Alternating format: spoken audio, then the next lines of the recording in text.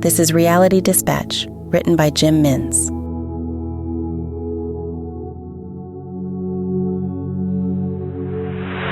The MeBot was fully equipped with the latest in latex silk technology that made the textures of the skin on its various models indeterminate to the human eye. Half of the substance used on the skin texture was organically grown from donated stem cells. The same was true for the hair follicles. A purchaser of the model would stand naked in front of a mirror and take a series of full-body images on their smartphone, after downloading the MeBot app, of course, and following the instructions to get the data through to the servers for them to fully prepare the purchaser a life-sized clone with the internal CPU of an organically carbonated molecular supercomputer capable of processing high-range data at unimaginable speeds. The unit itself had a shelf life of roughly 182 years on a consistent battery charge. This was an untested theory, but the marketing suggested that the unit would outlive its human counterpart, thereby making one immortal to the known world. Ronald had received the notice 7 days earlier, and the directions could not be any clearer. Parties are to attend in person.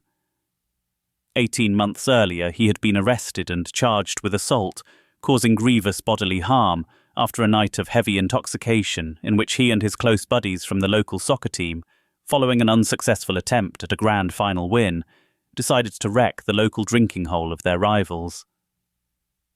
The bouncers got in the way, and a fight ensued. Ron didn't remember much, but CCTV showed him that punches were thrown from his hand and had made contact with the temple of the security guard, who was caught unawares, attempting to stop his friend from gaining entry into the pub after the front window was shattered. The guard hit the floor with force, and the next images showed a pool of blood oozing underneath the back of his head. He lay there motionless, while Ron was observed staggering into the remaining guard, continuing to gain entry. He had been bailed at a heavy cost to his mother and father a year earlier, but his actions brought the family into disrepute. He could no longer rely on their expense account to gain quality legal representation and fight the charges effectively.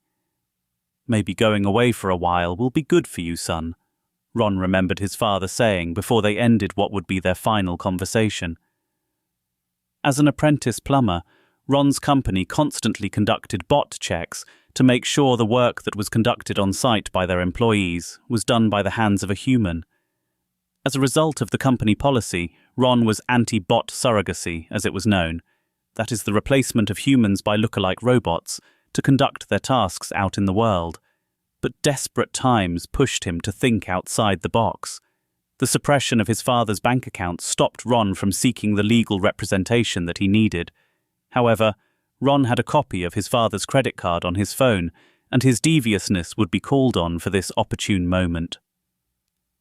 Ron downloaded the MeBot app and used the credit card to seek a top-tier membership. He undressed in front of his bedroom mirror and followed the prompts of the app to photograph his body contours.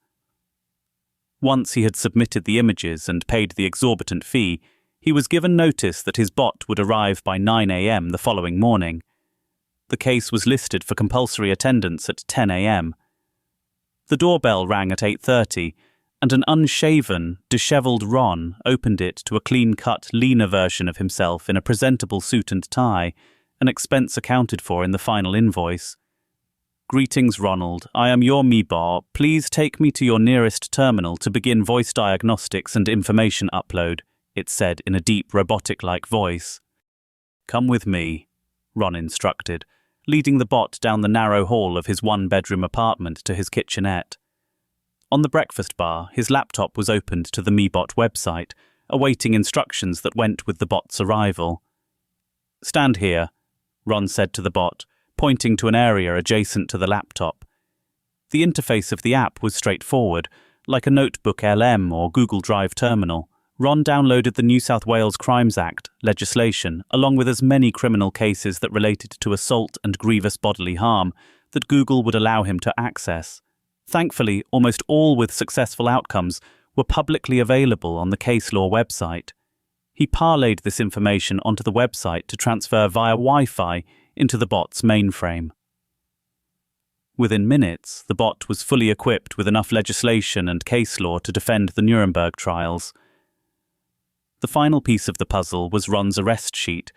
He uploaded it last so that the machine could digest the legal avenues of the history of the criminal code first, before applying it to his own scenario. "Voice analysis," Ron said as the bot moved its eyes to face him. It tweaked its ears to analyze his vocal cords and cadence. "I am Ronald Parsons," said Ron. "I am Ronald Parsons," said the bot in a voice that mimicked his own perfectly. "Voice analysis complete," the bot said.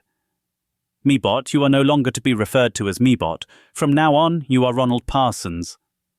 Ron instructed. "Affirmative," said the Ron bot. "Ron, you have a court appearance in 1 hour. It's a good thing you're in a suit. You best be off," Ron said to the bot, pointing to his front door in the process. "Wish me luck," said the bot in Ron's perfect vocal impersonation. Ron watched as the bot left to fight a battle designed for him alone. Whatever the outcome, it would be the bot that suffered the fate. It made sense to arm it with enough knowledge to defend itself. Who knows, it might even be successful in defending the charges. Ron closed his laptop. He didn't know if his plan would work. Should the case be lost and the bot be incarcerated, how long would it be before the authorities realized that it was not Ron in their possession, but his surrogate?